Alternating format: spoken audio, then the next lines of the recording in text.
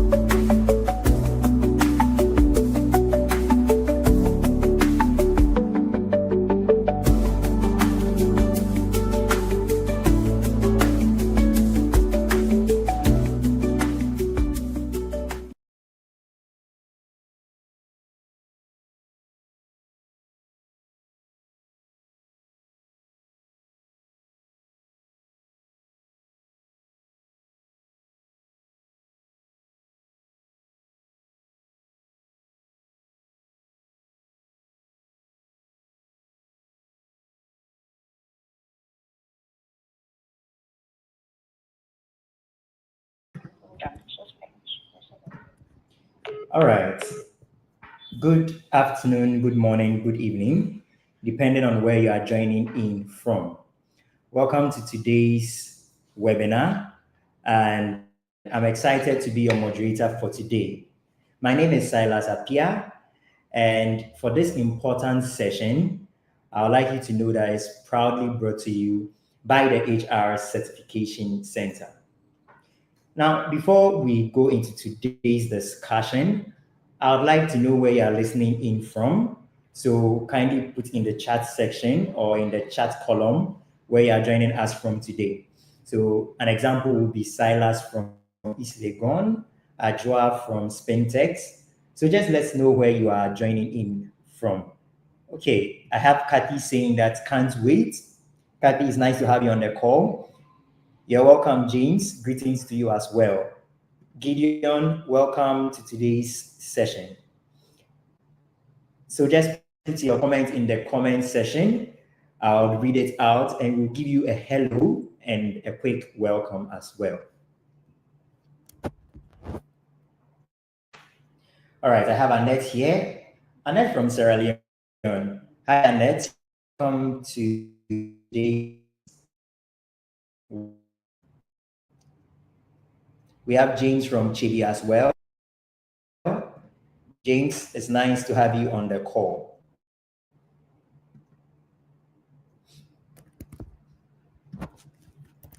Okay, so expected to do more than deliver results. They must also understand how to manage people effectively. That's where HR comes in. So today's session is designed to equip you, functional management, with HR insights that will help you make, first of all, better decisions, secondly, build a stronger team, and also drive sustainable organizational growth. So we're privileged to have with us an exceptional leader in person, Esi Mmirba. She's Director of People and Transformation at CBG. And she's sharing her expertise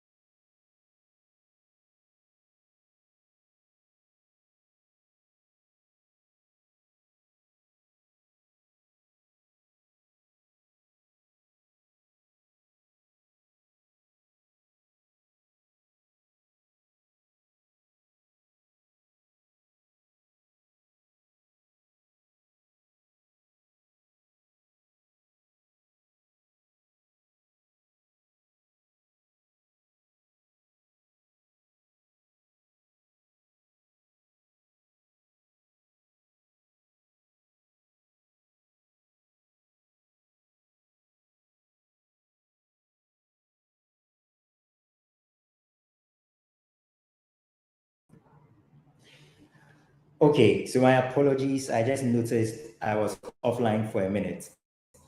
So once again, you are welcome to today's session. And as I was saying earlier, today's leadership is not just about getting results, but it's also about being able to lead people and guide them effectively. Today, we are privileged to have an exceptional leader in the person of Esi Mmirba Wilson. She's the Director of People and Transformation at CBG, and she'll be sharing her expertise and experiences with us. So get ready to learn, get ready to engage, and get ready to leave here better equipped for leadership. Before I read a quick profile about our speaker for today, I would like us to take a quick word from our sponsors, the HR Certification Center.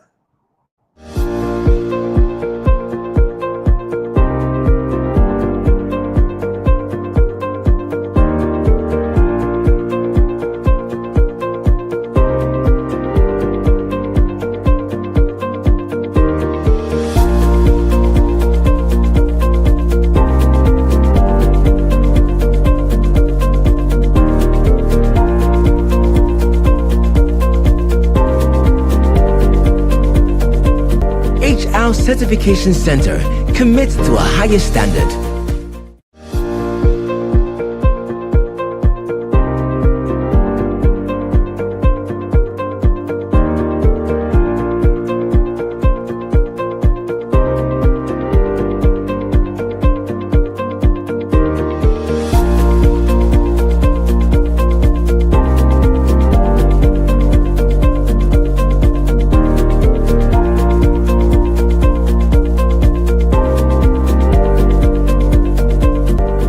HR Certification Center commits to a higher standard. Why do 93% of the world's leading multinational companies prefer certified professionals? Because they tend to be committed to higher standards and ethics and maintain an informed intercultural competency. Whether you're seeking to build a career or to upgrade your HR professional career, you need to get trained and certified at the HR Certification Center today. Our experience in training and certifying HR professionals is unparalleled. We're trusted to offer a comprehensive portfolio of advanced professional credentials for the HR professionals worldwide, and today, more than 500,000 HR professionals worldwide in 125 plus countries proudly maintain our credentials as a mark of higher professional distinction. HR Certification Center. Call or WhatsApp today on 0244 122 855. I think I clicked on the PDF. Let me just.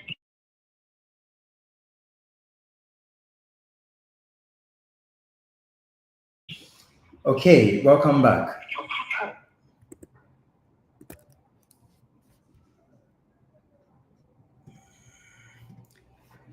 So, Esi Mmirba Wilson is a seasoned human resource professional with over 23 years cumulative experience in the financial service and other industries, with a wealth of experience and expertise in leading culture transformation that drive organizational effectiveness, employee engagement, and sustainable growth.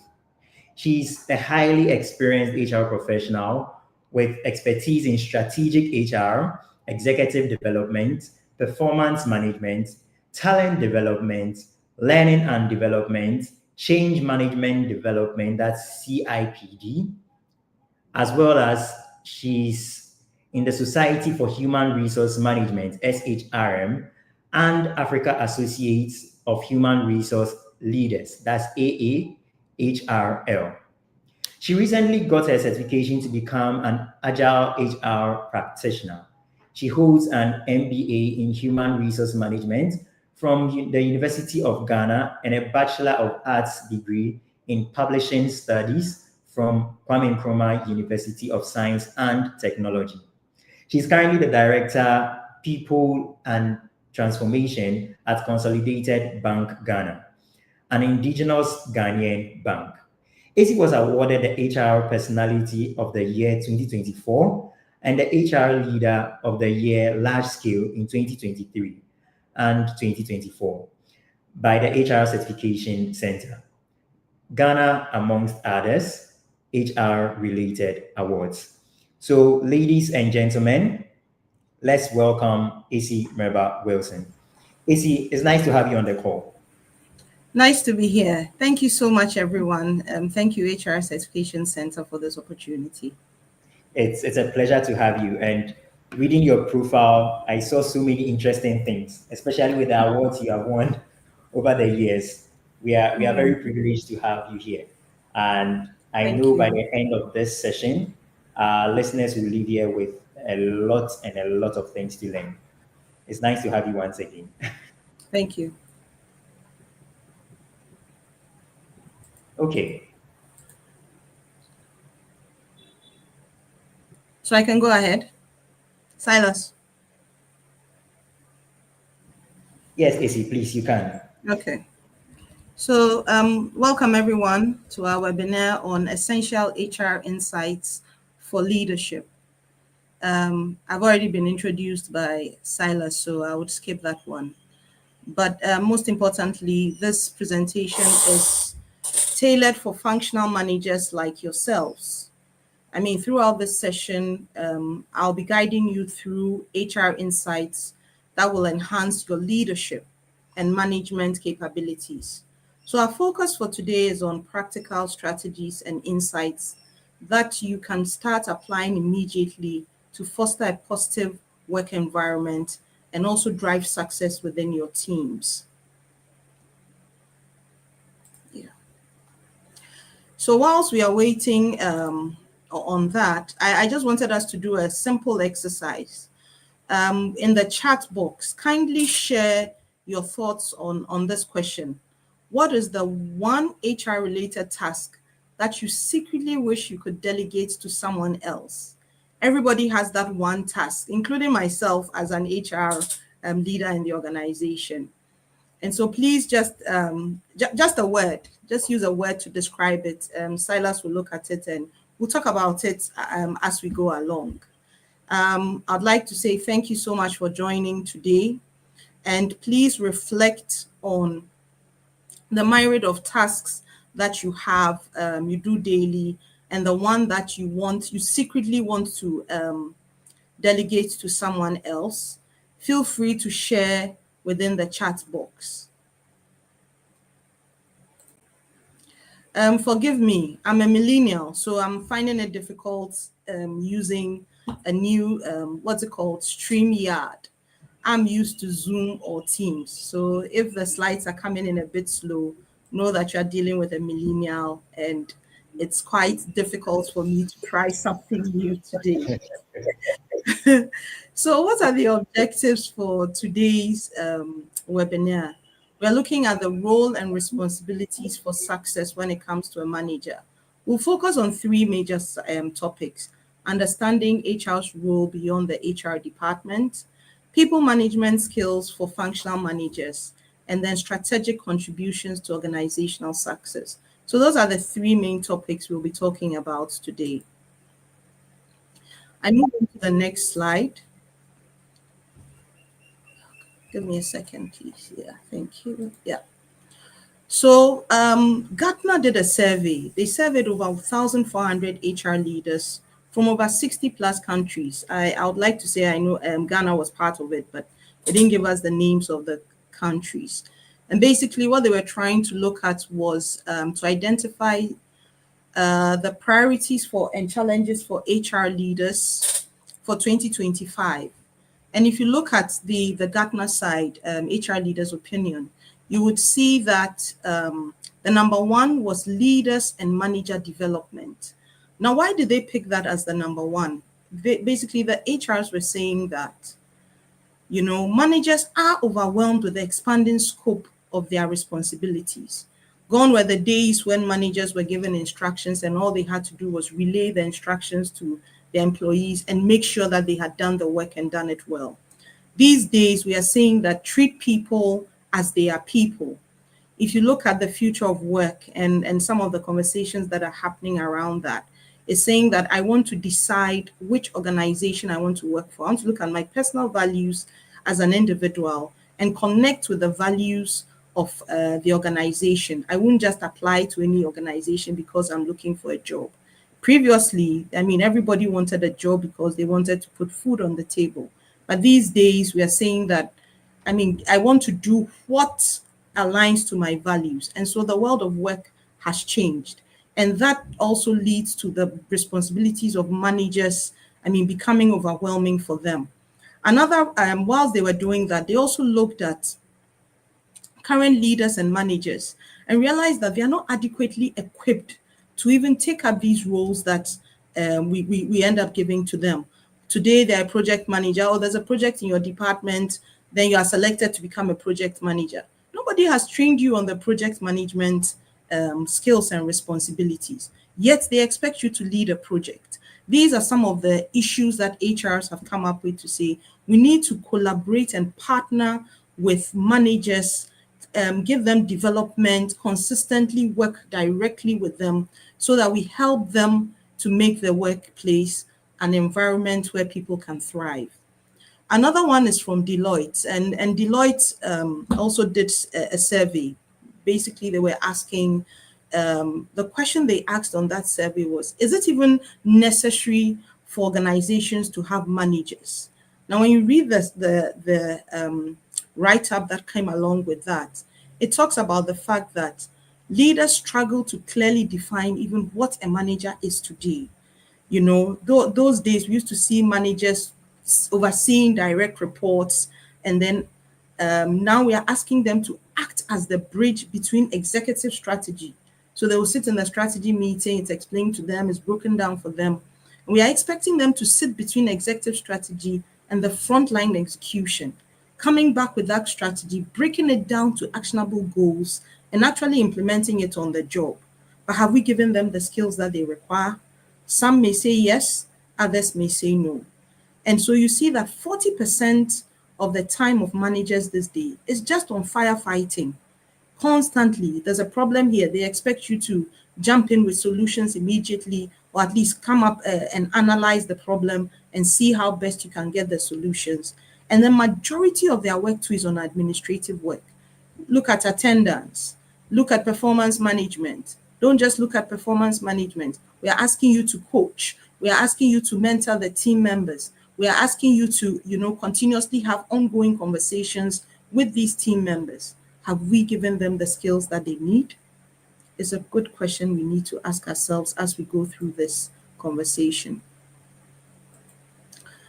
So we delve into what are the managers' responsibilities? What are the key things that we expect managers to have in their toolkit? One of the key ones is communication. We expect them to foster communication within the organization. And most importantly, understand the policies. HR will write so many policies within the organization, trying to make sure that externally we don't have any infractions in terms of the law and regulation.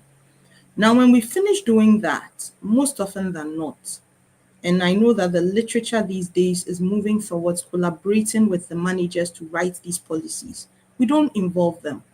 Then we socialize it with them, and we expect that they also socialize it with their team members. So the critical responsibility for the manager is to actually understand these policies. If you understand the policies, if you can guide your team members to use the policies within the framework the organization has placed it in, within the industry in which you work in, then you obviously know that your team is going to be successful. So I'll just pick one or two of them. As we have the additional conversations, then we can delve in deeper.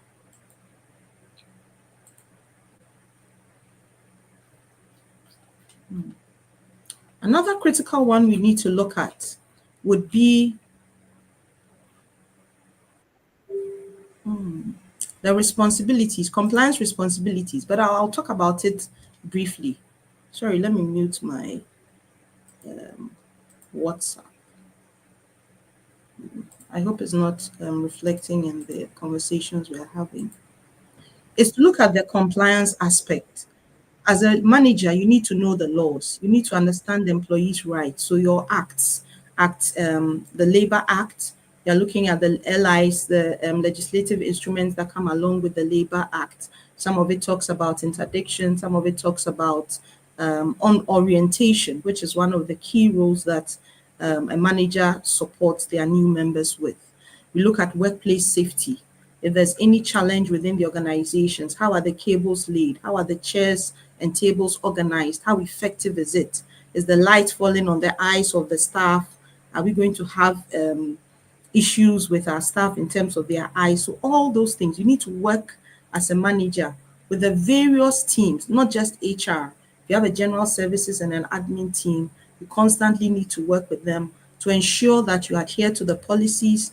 There are regular audits, and I would say that as you work within the organization, yes, audits will come and do their monthly audits. If you have internal control, they'll come in to do their work.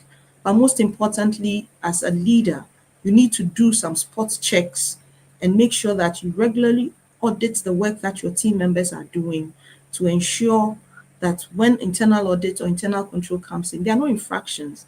And, when the staff are aware that you're doing some of these audits, it puts them on their toes. We don't pay people for efforts. We pay people for outcomes.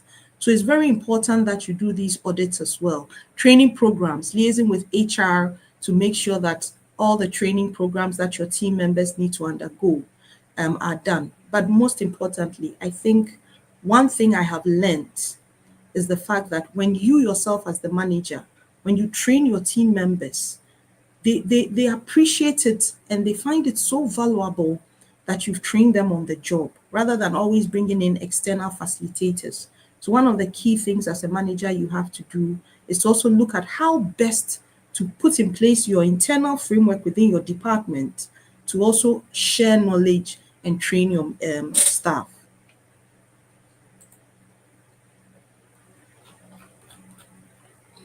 Now, what is the manager's role beyond the HR department? In all these things we've said, read policies, train your team members, look at ensuring there's a safe environment for them to work in, create an enabling environment, have your own culture in place within your environment under the umbrella of the organization's values. All these things. Now, what is the manager's role beyond the HR department? These days, we say we can work anywhere at any time. It's important. I know some of us have team members who work remotely. Some of us have team members who are on site. Even we ourselves as managers these days also work remotely. There are tools in place to measure productivity, etc., etc. At the end of all of that, as a manager, how do you go beyond the working environment to ensure that you are the HR for your team members? The first line of HR is the manager. And so how do you ensure that? It's by empowering your teams with knowledge about the HR policies and practices. You need to engage with the HR ongoing. I mean, the business partner model by Ulrich, it has really come up these days where most HR teams now have run the business partner model. So work hand in hand with your business partner, engage them for ongoing feedback. If there's anything new, if they are running some programs within your team, they could come in and assess for you and see if it helps you build the culture that you're looking at building. You need to also adhere to all the labor laws within departmental practices. So work with your HR, get training on it. It will be quite a lot for you. They are the experts. You can always lean on them for advice. Foster a culture where employees are treated equitably. When we are talking about equitable treatment, it's not just about compensation. And these days, I realize people are not even looking at compensation. People are focusing more on development and equal opportunities. If you don't have a conversation, it's not everyone that can actually step up and say, I want to apply for this job and go ahead and apply for it. Some people are unsure as to, do I have the skills? Don't I have the skills? If I want to apply for this job, what do I need? How will the manager support me? Will I be even able to become a leader within the organization? I haven't done any leadership training. How do I become a leader? All those questions I know are on the hearts of staff. And so as a manager, how do you foster that equitable culture within your department. Yes, the organization has its culture, but within your department, what are the ethos? What are the values that you live within your department? It's very, very critical and important that as a manager, you also create that equitable environment within the organization. How are you going to do that? Simple. Have a same playing field for everybody. I'm not too well with sports, but the football park, there are no undulating instances. It's plain. Everybody can run from left to right, up and down. That is the same image you should have in your mind when you are looking at equitability in terms of career progression, in terms of career advancement, in terms of even selecting people to join projects. It's about having conversations to know, what do you want to do next year? What do you want to do? Where do you see yourself in the next 3 to 5 years? They are not only asked at the interview point, but it's a conversation you should constantly also have with your team members.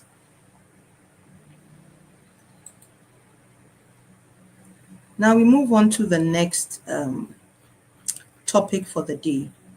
That is the people management skills. As a functional manager, there are some critical people management skills that you should have, that you should actually build. It's a capability that you constantly need to build because the world of work is changing. We've seen wars, we've seen its impact on organizations, we've seen US come up with a lot of directives, new policies that have actually seen people losing their jobs, people leaving their diaspora, coming back home, etc. So it's a skill that you need to build. It's a continuous skill. The key one for me is leadership and motivation. Great managers don't just assign tasks, they actually inspire. And I was having a conversation with one of my team members and I said, you need to lead from the front and lead from the back as well. In leading from the front, you will guide, you would give one-on-one suggestions, you will also seek their feedback. In leading from the back is about servant leadership. If you do, people will follow. If you speak, people will listen and not act. So it's important that you really lead from the front and then lead from the back as well. Conflict resolution is a key thing that is coming up these days. Gone were the days when people would just resign and move quietly. Now there's the quiet resignation. The quiet resignation, as I read that literature, is just about the fact that people are still in the organization, but they've checked out mentally. So organization, in terms of people in the organization, it's about working on their mindset. And conflict resolution is one of the key things that can easily let people check out in their minds. Oh, I had this issue with my supervisor. I escalated it to my manager. My manager, in my opinion, did not treat it well. Yes, I don't have any job to move to, so I'll stay here, but mentally, I'm not an employee. I've checked out. I will come in, I'll do whatever I have to do. I won't go above and beyond to do anything. Of course, I will get my performance score. So those are the critical things. And like I said, the easiest way to get your employee in that space is through conflict. And so you need to build your conflict resolution skills. Mediate disputes, address issues neutrally as they come up, and help parties to mutually respect the solutions that they come up with as you go through the mediation process.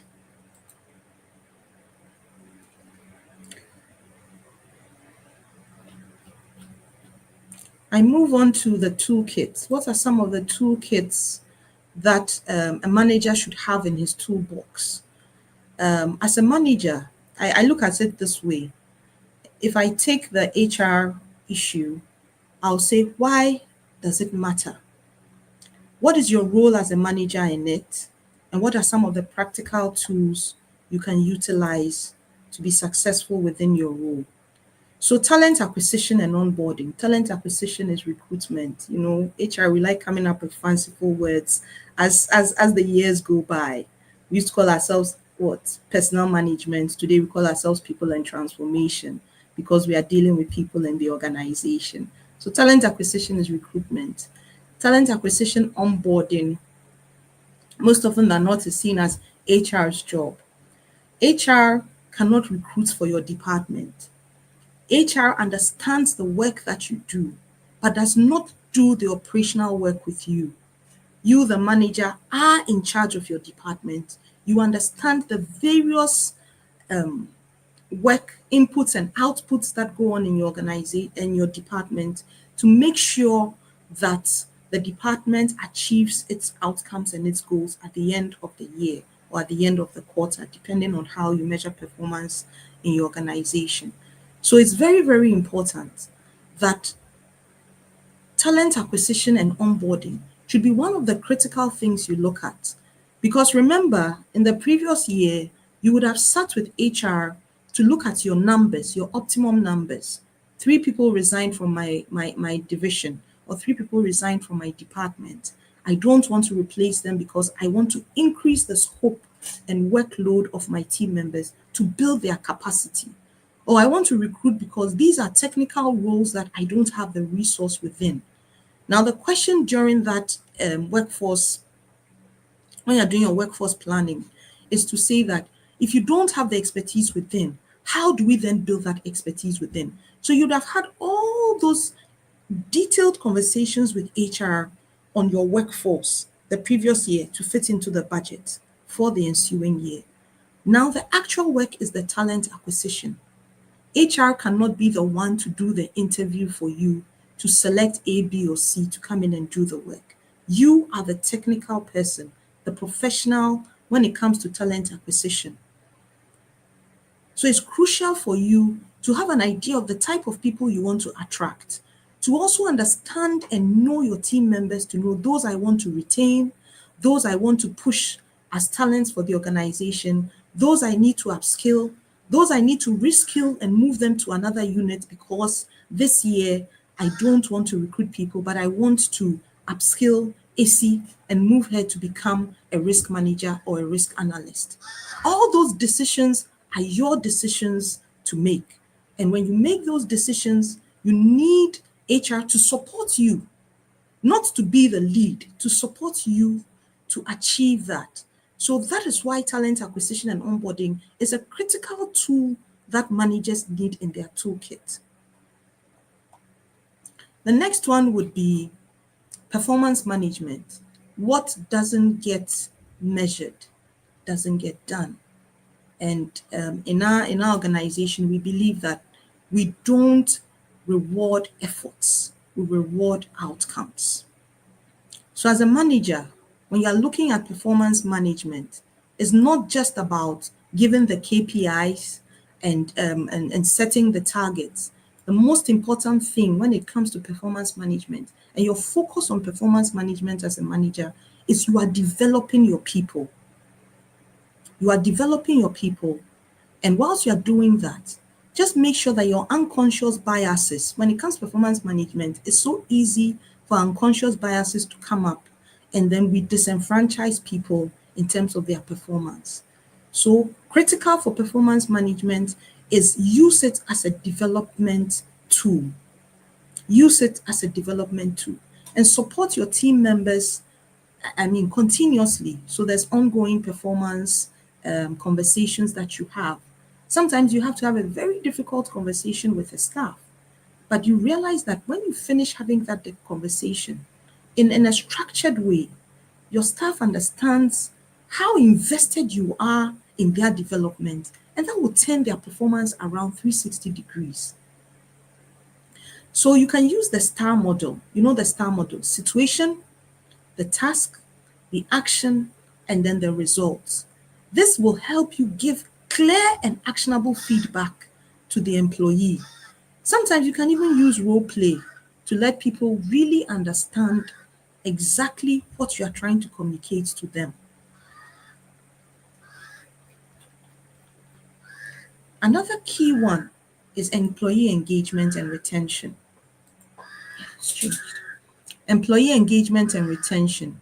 Engaged employees are more productive. I alluded to the fact that there's the quiet quitting, where employees come in, do what they have to do, and then they leave. Some also are there because there are no opportunities for them. They've gone to do interviews and they didn't get the job. But in their minds, when they start looking for another job, it means in their minds, they've quit the job.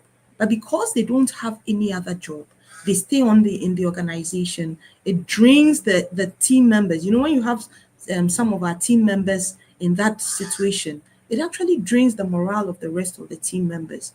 So employee engagement is key to ensure that you have a productive staff. The primary role that you play here is team morale. Team morale. When you walk into your team, don't just say good morning and get into your office. Sometimes just stand there and observe what they are doing, how they're interacting amongst themselves, their body language, the words they use amongst themselves, and you would realize that, oh, I have a very engaged team. How do I bring them together more and more? You can ask them, what are some of the activities we can even do outside of work to get to have fun, relax, and discuss some of the issues that we can actually do to bring our teams to be more successful, more engaged teams, more winning teams within the organization. You look at recognition. Recognition is not only monetary. Just in your monthly meetings or your quarterly meetings, you can, Esi, stand up. I want to ask to appreciate Esi for doing A, B, C, D. She saved the organization money, or she brought in some money. Those of us in operations, what did she do? There was an assignment to be done. We needed to quickly, it could be filing. We needed to quickly file these things because the auditors were coming in, or AC found these documents. Out of that, we've been able to put together a proposal for management to look at. This is an initiative we are going. So there are so many activities that your team members will do that you can appreciate them during team meetings. These are some of the things you do. But I would say that when you're looking at engagement and retention, you can also have a framework. These days, there are so many frameworks. Your organization can have a framework that you can tap into. Skew it a bit based on the kind of work that you do, the kind of work that the department does, actually, not you, the manager, the department does, so that when you are rewarding, it's an effective reward.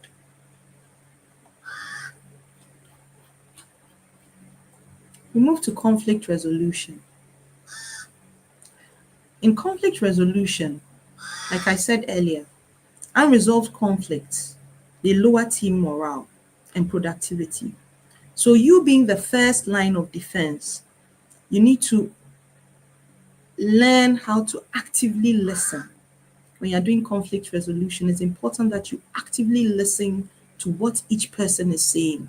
Now, with active listening, you are able to pick the underlying tones. Someone will come at you, and I'm sure as managers, you've experienced it, with an issue.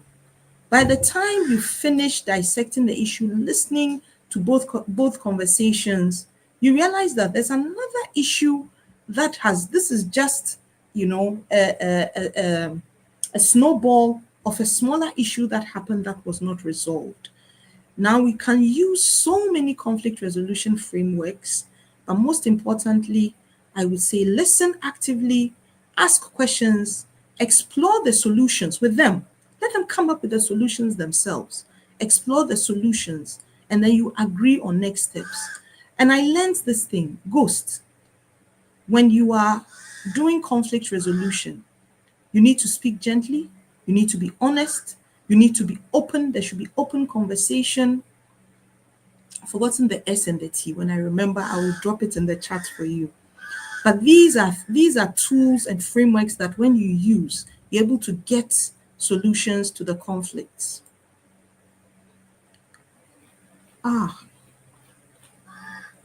HR. As a manager, you cannot do this effectively without your HR. So when do you pick up your phone to call your HR business partner? When do you think it's important that you rope in your HR business partner to help you ensure that you have an engaged and effective workforce? Manager, I think we've said that you're the first line of defense. So day to day, as the issues are happening, the staff are reporting directly to you on what the issues are. You are their people leader. They listen to your voice. They hear what you are saying. They expect that you also hear what they are saying. Now you get your HR business partner is more like an advisor to you, a coach, and a strategic partner. So the business partners will come to you when you're doing your HR things. That's where they play their strategic roles in terms of talent acquisition, in terms of disciplinary issues. If you have any harassment issues, any governance issues, you have your business partners there with you. So this is when you know that you need your business partner. When you're doing talent acquisition, employee relation activities. So as every organization, once in a while or consistently, you will deal with fraud. When you have become aware of that, depending on the structures within your organization, HR should be informed as well. So the HR person will make sure that they take you through the right steps in terms of the standard operating procedure, so that these issues, which are so quick, can end the organization in court or at the Labor Commission, you are able to avert them. Well-being is key. As a manager, we will not get everybody at 100%. Sometimes our employees may fall ill. Sometimes they may not even know that they are ill. But when you observe, I keep telling you, stand and observe your team members. I have an example. I have one of the leaders who observed his team member, always out of breath. Called him and said, "What's going on with you?" He said, "Oh, these days when I'm climbing the stairs, I'm out of breath. I'm trying, I'm still exercising. Have you gone to the hospital?" He said no. He insisted. He called HR. We also insisted, go and see this doctor.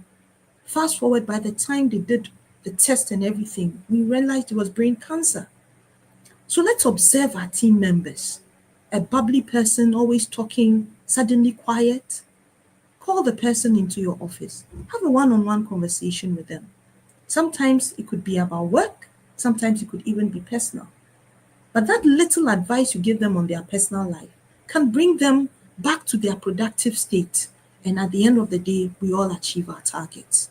Now, formal performance improvement plans. It's okay to sit with a team member and have the plan, but it's important that you have HR as part of that process. We've spoken about harassment. When people feel discriminated, they will raise grievances, and then workplace misconduct. You can take the first line of action, but when you see that is a continuous thing the staff is doing, you quickly rope in your HR business partner to ensure that you yourself are cleared, or you protect yourself, and then you also protect the employee, and then you protect the organization at the end of the day. So dear colleagues, I would conclude by saying there are three major things that we should focus on as managers to be people-centric. We need to foster an inclusive work environment, cultivate an environment of joy. One of my principles is we spend most of our wake-up time at work. If our work environment is not exciting and challenging, then you go home and you assess the day and you are not even fulfilled. So it's important as leaders to create a collaborative and conducive work environment by showing empathy, open communication. Open door policy does not always mean you are sitting in your office and the team will walk up to you. Sometimes you need to leave your office, or most often than not, and engage them in their natural habitat. See how they are working, ask questions, understand, throw challenges at them. One of the things that I do is I would always pick topics, ask the team members, come together, different, not department by department, mix up, select people from other departments. As you are learning together, you are getting to know other people, even the team members, and then you as well. So be people-centric. Focus on strategic alignment. After all is said and done, when it comes to people, they are the most important assets for the organization. But we must also achieve our targets. As leaders, make sure consistently your team targets are aligned to the organization's goals. You can decide to do a quarterly review. If you have a strategy department, you can constantly engage them to make sure, are we on track? Are we not on track? Team, we are not on track with ABCD. What are we going to do? How do we double up to make sure that we achieve our targets? And then ongoing feedback. Feedback is one of the critical things these days. And when I talk about feedback, we should always be mindful that there are different generations in the organization these days. Different generations. The baby boomers are phasing out. The millennials are now in charge. Then we have our Gen X, Gen Y, Gen Z, and our Gen Alphas are now coming into the work environment. So the psyche of the employees you have, if you have them in various generations, is quite different. But when you focus on giving feedback, explaining to them why these decisions are being taken, even if you go for a management meeting and decisions are taken, it will be good to come, gather the team, explain it to them, let them ask questions, explain everything to them. When they understand why management has taken that decision, they will fire on all cylinders.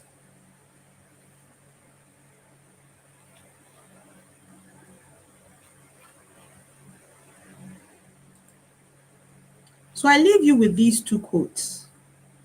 Management is doing things right, but leadership is doing the right things.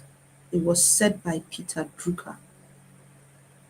John C. Maxwell also says, leadership is not about titles, positions, or flowcharts. It's about one life influencing another. One life influencing another or influencing others. As a leader, you are one life, but your influence goes way beyond just the work.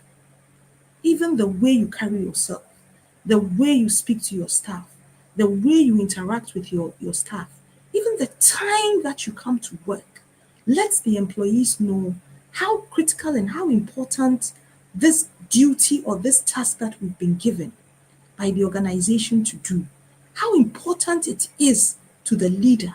And also, in terms of that, the employees then take it up as their charge and make sure that, look, if our leader believes in this, if our leader is leading from the front and leading from the back, then clearly we must all get on board and make sure we succeed in this. But my all-time favorite leadership quote is again John C. Maxwell. It says, no one stands taller in the climb to success than when he bends over to help someone else up. When we look at our employees' development, when we do our one-on-one feedback conversations with them, when we even have difficult conversations with our employees, we are reaching down, we are bending to bring them along. Fast forward, there are so many stories in the world when someone has bent to hold someone up and support that person to become who they are. Everybody has that story. That one person or that two people that held their hand and pulled them up. As someone has done it for you, please do the same for others. Thank you so much. I go back to Silas. If there are any questions, we can answer them. Thank you. Thank you very much, Esi, for such an insightful presentation. That was a lot, and I just kept writing, and especially the part on conflict resolution. I think you made mention of a framework. I think the Ghost framework and a Yes, conflict yeah, framework. So immediately I did a quick search, and I noticed that it's the G stands for gathering facts, the H stands for hearing their emotions, the O stands for outlining the issues, S stands for seeking solutions, and yeah, T stands for taking action. I yeah. was very, very, very impressed with that. That's my take home for today. Thank you very, very much, Isi. You're welcome. Okay. You also Are there made any mention. questions? Yes, Oh, there's quite a number of questions in the chat box. And before we read the questions and AC answers them, I'd like to encourage our audience or our listeners to put any other question you have in the chat box or the chat section, and we'll read it out for AC to tackle it. Now, wow, I don't yeah. know where to start from. So, AC, you asked an opening question and you were asking about the task that HRs would want to delegate. We have a few comments in in the chat section. MFA saying she would like to delegate documentations. I know. And we have Harry saying that attendance, report, and induction. That's interesting. Elvis Mhm. reads workers' mental health or mental health and well-being at the workplace. So there are others who are saying listening. Hey, Esi, I'm Listening. wondering if you're HR and you want to delegate listening. Why do Could they you? want to delegate listening? That's very very interesting. Mm, Okay, so Esi, whilst you were yeah. presenting, you made mention of as a business. You mentioned that we do not honor or we do not recognize efforts but results. Someone sent me a private message and the person was asking that if businesses only honor results, how should a manager motivate their team members who are putting in the efforts but are not achieving any results? So they are putting in the effort. They are not Yes, they're achieving not any getting the results. results. Exactly. So first and foremost, the manager himself must look at that. The managers put together the job description. So if your team members are putting in all the efforts, but you're not able to achieve the results, there must be an assessment. You have to assess to see if you've even put in the right activities for the team members to do. If the activities are not right, if you did not get your onboarding process, did you recruit the right people with the right skills at the right time? Did you orient them properly? Have you explained the job to them? And how have you supported them as a manager? Training. Training is not always for the training team. Training, most importantly, starts within the department. So if it's, for example, if it's a business team, say you're going out and you're supposed to bring in accounts, has your manager trained you on how to even speak to customers, how to sell the products, how to market the organization's products? So at the end of the day, it's not on the staff. Yes, you are putting in the efforts, but the manager must do an assessment to see whether the task that they've given to you is even the right task for your skill set. Sometimes people are looking for jobs, and so you are looking for a job. Can you do it? Yes, I can. But you come into the organization, there's no pre-training for you. They ask you to go out and market. You must be trained on how to market specific products. Or maybe in another organization, you were marketing milk. Now, because you did so well with that, you come into this organization, you market they sell cloth, and they expect you to use the same skills. And you sometimes even expect to use the same skills.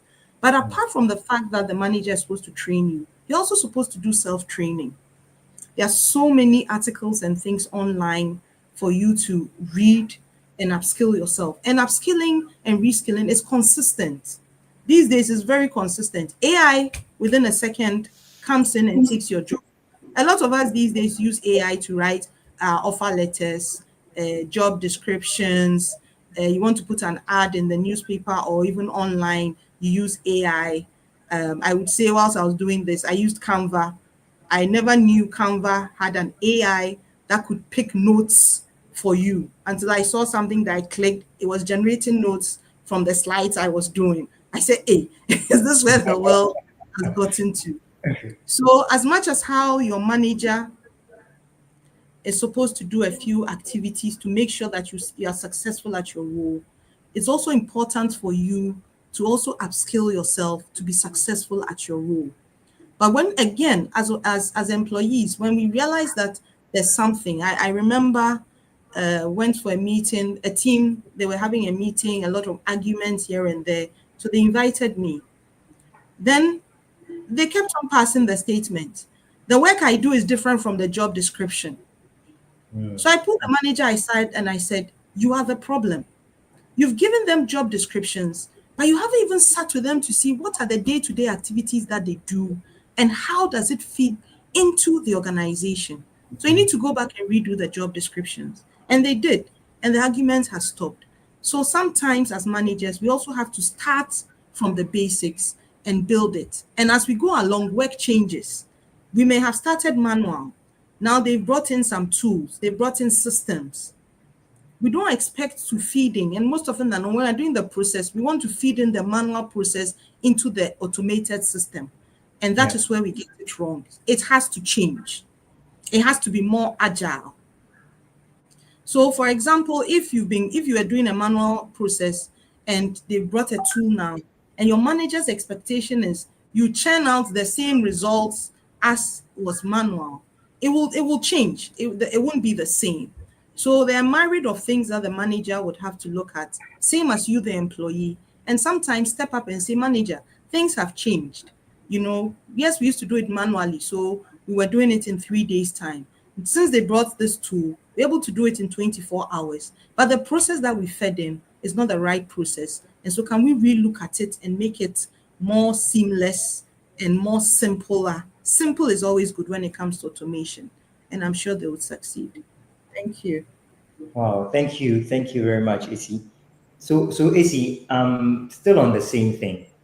Do you feel, especially in your experience, that there are times where organizations sometimes overlook valuable contributions, especially when you have conversations with employees and staff?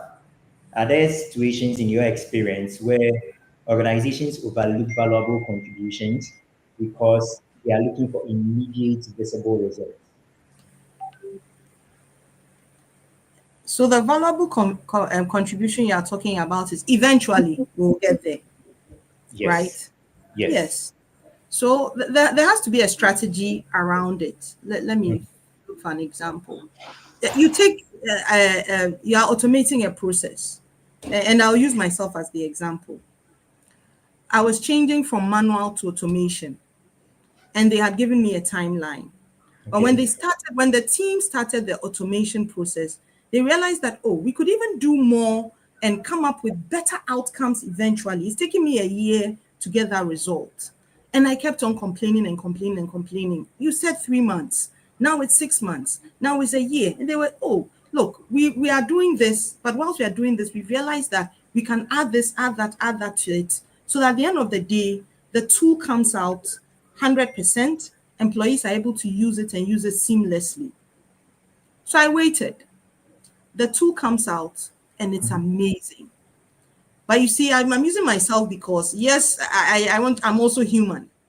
I'm a leader, I'm an HR. But sometimes we forget that you will not get the results now. And that's how come I said strategy. When we started the project, if we had looked at it from a strategic point of view and factored in all the additional plugins they could bring, we would have known it would have taken us 1 year. And then now we look at the various milestones as we go along. So as an organization, yes, you would have long-term goals, is what I understand by what you're saying, or even medium-term goals. So we will not get the results now. So year one, what do we want? If we planned and planned well, we should know that at the end of year one, there's a certain outcome we are looking for. Maybe it's 10 tomatoes.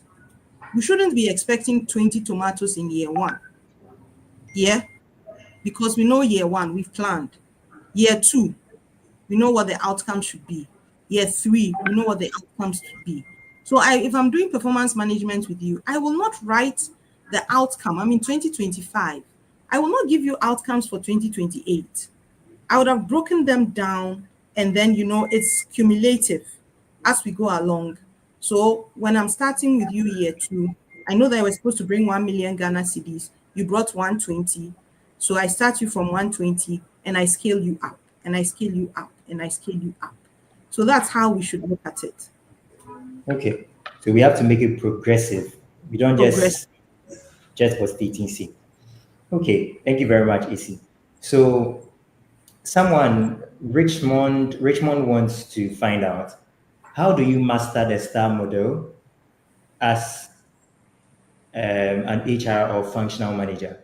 And if you are now joining us, I want you to know that this is the session proudly brought to you by the HR Certification Center, and it is HR for functional managers.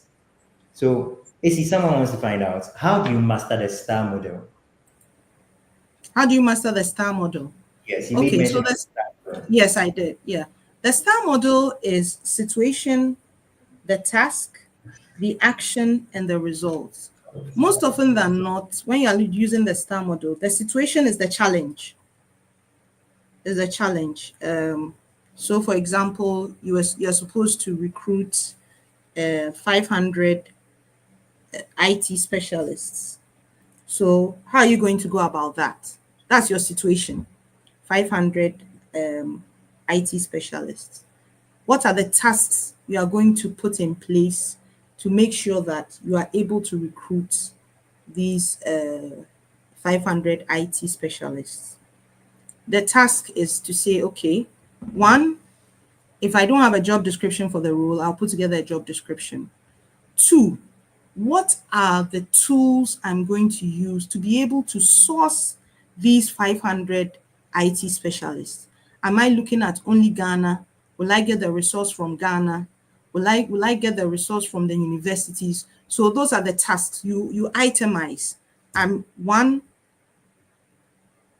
two is, where will I get these resources? So you look at that and then you put your tasks together. Do I reach out to the universities? Is there an IT community that I can tap into to get these 500 people? So those are the tasks that you put in place. Then how am I going to advertise for the job?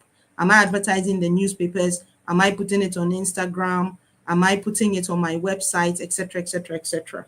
So those are the tasks. What questions am I going to ask to be able to get the right people? Or these days, there's AI. If you have a tool in the organization that is AI related, it will be able to bring out all those things. And then you know that one of the tools I'm going to use for my pre-interview would be my AI chatbot. So you have your AI chatbot based on the results, and you are sure that your AI chatbot, you've eliminated maybe 99% bias from the chatbot. After that, what next? I put a panel together. I do the first interview, second interview, however your organization has the processes within, and then based on that, I'm onboarding the people. How am I going to give them the offer letters? How am I going to onboard them? What do they have to do for the pre-employment stage? So those are the tasks. The next one are the actions itself. Do I need approvals? If you need approvals, you go for your approvals. So those are some of the actions. Who are going to sit on the panel with me? My HR business partner is going to do that. So I reach out to my HR. So those are the action. HR business partner. This is what I've done. This is the frame. Within the framework of the organization, I've put this together. I need 500 people, 500 IT specialists.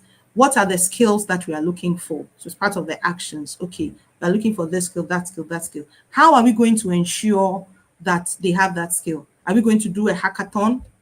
And out of that hackathon, select the top people. Those are some of the activities. Maybe we'll do a hackathon, select the people, then we'll get them to come in, we'll give them a problem, they will solve it and actually give us a solution. After they do that, maybe we'll select the top 800, and out of that, we'll interview them and whittle it down. So those are the actions that you're actually going to take. Then you look at the results, the outcomes of the interview. You get your approvals, you give them the offer letters, and then you move them to the next step. So in terms of using the STAR model, those are some of the things that you can use it for. You can use it for interviews. You can actually use it for performance as well. You can also use it for talent management as well. Okay. All right. Thank you, Esi. So we have another question here, and Maykia wants to find out, how do you deal with a manager who keeps changing the project direction and is blaming the team members of, I think she wants to say, for incompetence? As HR, how do you point this out to the manager without giving team members out? This is a good one. Yeah, this is a very good one. I mean, frankly speaking, if the manager keeps shifting the goalpost, then the manager did not have a vision for the project. You see, as a project, you have to, every project has a vision and has outcomes, your vision and your outcomes. And then you build the project plan from that. So this manager clearly doesn't have a vision or an expectation of how the project should come out. So, you know, everything is like you're cooking soup. You see cow leg, you want to put it in it. You've seen fish, you want to put it in it. At the end of the day, you will get the soup, but you will not get the right soup. Now, in terms of blaming the team members, you know, when you're running a project, there's a project manager. So is the project manager, question to the person is, if the project manager is within the department, the project manager has to have a meeting with the project sponsor. So I'm assuming the manager here is the project sponsor, and he's taking a project manager, and then there are other people supporting with the project. So the project manager has to have a meeting with the project sponsor and explain to him or her exactly what is going on. And for me, when we do our projects within our division, we use dashboards. So I'm the sponsor. You present me with a weekly dashboard indicating the challenges, the risks, the activities, you know, in terms of your timelines, where am I lagging, where am I leading, all those things are there. And each time that dashboard is submitted, the objectives and the vision and the outcomes are there. So when I look at that dashboard, it reminds me, these are the objectives why we even started this project in the first place. This is the outcome we're looking for. Okay, so that if the project manager can do that dashboard and use it as the tool to communicate with to have that one-on-one meeting with the manager to explain things to them. Okay, so Esi, this is really something that happens in our real life, very, very practical. And what Micah is asking, if I am the HR, possibly I am not the project lead, but I'm the HR of the organization. And every time the manager comes to report the team members for being incompetent, would there be a need for me to step in and introduce that dashboard, or how can I go about it without also seeming or coming off as someone who wants to take over their job? So basically what I understand is the manager speaks to her, Maykia, and explains to her that the team is incompetent because they are not able to achieve the results of the project.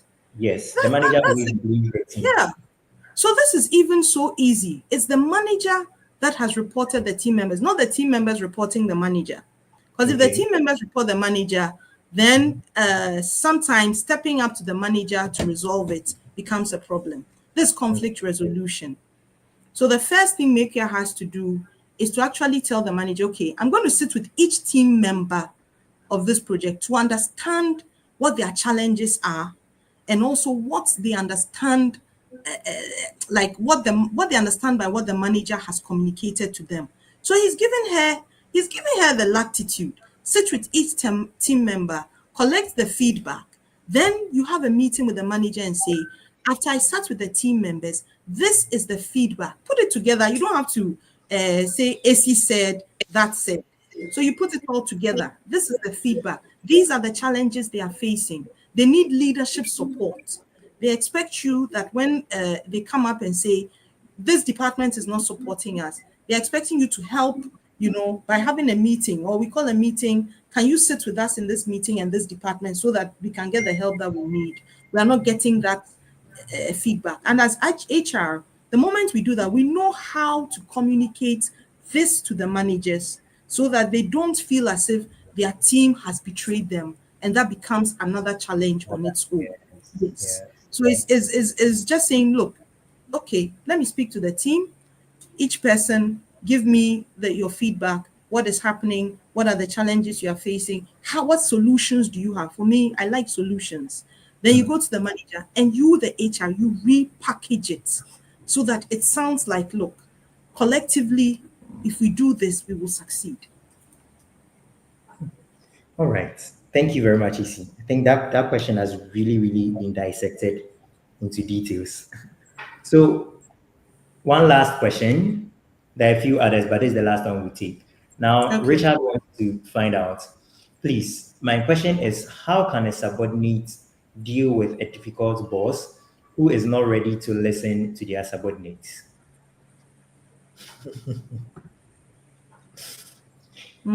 Is it is a question of managing upwards? Yeah, this is a question of managing upwards. Let's see. The subordinate is finding it difficult dealing with their boss, Yes. and the boss is not ready to listen to the subordinates. So, So there are a few things that the subordinates can also do. First question is, do they have like monthly meetings or catch-up meetings and things like that? It's a good way to get to understand, based on the interactions with the boss in the total group. It gives you an understanding of how you can approach the person. Number two, I said that is the leaders should study their subordinates to pick yes. up cues, and based on those cues, they know how to deal with each person. It's the same way as a subordinate. You also need to study your boss to pick up cues as to when to approach your boss, when not to approach your boss. Sometimes even the language, you get it. We all speak different languages. We all understand things differently. Does your boss, when you get to know your boss, does the person prefer to have it in a written form so that as you are explaining to them, they are reading, or the person prefers that you have a one-on-one conversation with them, but rather you decide to send paper without any conversation or things like that. So you also need to understand your boss. Yes, there are difficult people in this world, but everybody has a way of being approached, and everybody has a way they like, especially when you're a leader. There are the ways you like some of your things to be done. And if your boss, your subordinates are able to understand how you like your things done, sometimes you are engaging with a subordinate, and they also don't want to listen. They feel that because they've had the idea, it should be implemented now. Yes. But sometimes it's the way you will communicate. So what exactly is this situation? And I would say that get to understand your boss, get to know your boss is both ways. It's a relationship. It's subordinate, manager, manager, subordinate. So you to also get to know your boss, get to understand your team members, and based on that, you would know how to approach your boss. Okay, so get to know your boss, get to know your subordinates, understand each other, and establish a good communication route. Thank you very much, Esi. You have been very, very, very, very helpful. And I believe most people here have come to understand so many frameworks, especially the STAR model, the ghosting. We are going home with a lot of frameworks and understanding on how to, first of all, manage conflict, also understand our subordinates, and also to be able to lead as a functional manager. We are very grateful. And I want to once again remind each and everyone on the call that this has been the HR for Functional Managers webinar, proudly brought to you by the HR Certification Center. And if there are any other questions, any other information, kindly do well to reach out to us. We'll do well to get answers from Esi, even outside of this call. And then we'll do well to put it on our pages so that you can be able to get access to it. You can also follow us on all socials because we do a lot of thought-provoking and leadership trainings for free. So kindly do well to follow the HR Certification Center on all social media handles at HR Certification Center. and watch out for more educational content. Esi, I'd like to take your Yes. last or your final remarks before we draw the curtains on today's webinar. My final remarks would be lead from the front and the back. If you lead from the front, you are guiding your team members. If you lead from the back, you are serving your team members. That's the only way to be able to develop as a leader. And I've seen it done in so many different organizations, and I've seen how successful the CEOs have been. So if you lead from the front, not just giving instructions, but you are actually doing things with them, the staff value it more when, as a leader, even as a director, when I step in onto the shop floor to seek their opinion, and I seek their opinion in all things. I don't want to say I'm the master, jack of all trades, master of none. I know each person's speciality. I know the department each person sits in. So when there's any information that I need or anything that I need to bounce it off them, I always use my team members. And I will say that even this presentation, I had a lot of information I wanted to put on, but just 2 conversations with 2 of my team members narrowed it down as to the critical areas I should touch. So don't ever feel because you are the director or because you are the boss, you should know it all. Sometimes your team members know more, and because they support you and they do the work on a day-to-day basis, they'll be able to help you succeed in your role.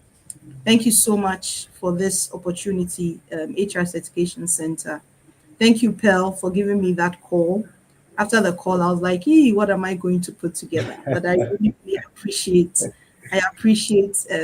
this opportunity. And I hope there'll be more ahead. Thank you. Definitely, Esi, definitely. On behalf of the HR Certification Center, I would like to sincerely thank you for sharing your wisdom with us, and to each of you who have made time to be here. We hope this session will leave you with a lot of knowledge to be better equipped to, first of all, lead, secondly, to inspire, and also to create a workplace where people and performance are able to succeed or grow together. Esi, thank you once again. Thank you to all our listeners. And I hope to connect with each and every one of us outside of this call. Have a lovely evening and enjoy your weekend. Thank you so much. Thank you so much, Silas. Thank you.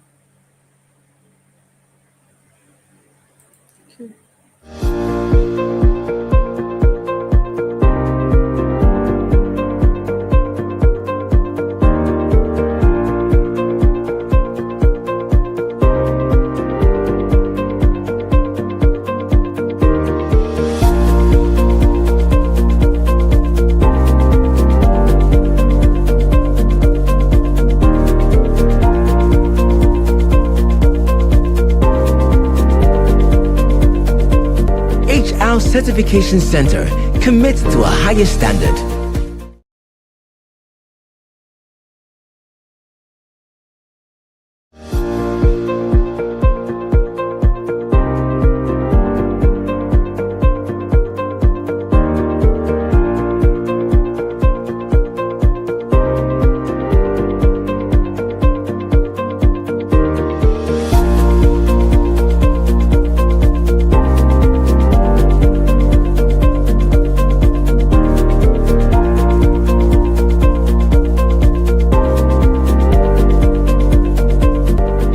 Certification Center commits to a higher standard.